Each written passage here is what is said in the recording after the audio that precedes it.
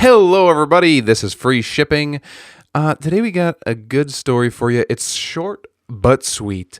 The name of this one is A Babe Named Scooby-Doo, and the author is theFistopher, and it's subtitled How I Lost My Virginity. I've always felt like an outcast. High school was especially harsh. I was the nerdy, sweaty guy who sat in the corner of the room. People would call me hurtful terms like weird or creepy or potential sexual predator. It seemed that everyone else had friends but me. I was so alone. Sometimes I felt like I was the only person on the whole planet who felt a sexual attraction to Scooby-Doo. It wasn't until 11th grade where I finally found someone who I connected with. It was in my US history class. The teacher was boring, but it was still my favorite class for one reason: Victoria Susans. She was the most beautiful girl I'd ever seen.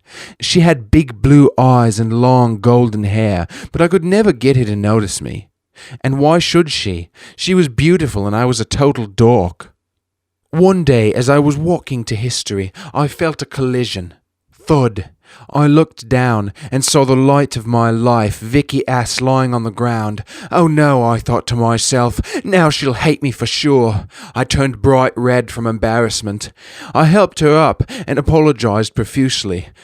I'm so sorry, Victoria. I didn't mean to hit on you. I mean to hit you. Oh, geez.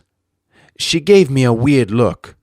That's okay. Don't worry about it. I wanted to die. After a pause, she added, Can you lift your foot? You're standing in my notebook. Oh, God. Sure, I stuttered. I was beet red. My life was over. Vicky Susans would hate me. I'm gonna have to change schools. My life was over. I knelt down and picked up her notebook. Here it is, I said, giving it to her. But then, as if by divine intervention, I realized it wasn't just any notebook. It had a picture of Scooby-Doo and Shaggy on the cover. And it had the Scooby-Doo logo on it. I knew what I had to do. I looked her dead in the eyes, unzipped my fly, and dropped my pants, revealing my Scooby-Doo tighty-whities. Her face lit up. You like Scooby-Doo too? She asked. No, I said. I love it. I pulled her into my arms and grabbed her mouth with my lips.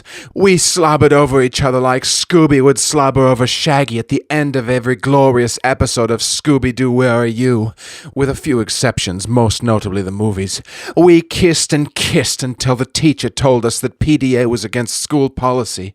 So we walked into history together holding hands. Before we went to our respective seats, she whispered into my ear, Come to my place after class, 221 Longwood Avenue.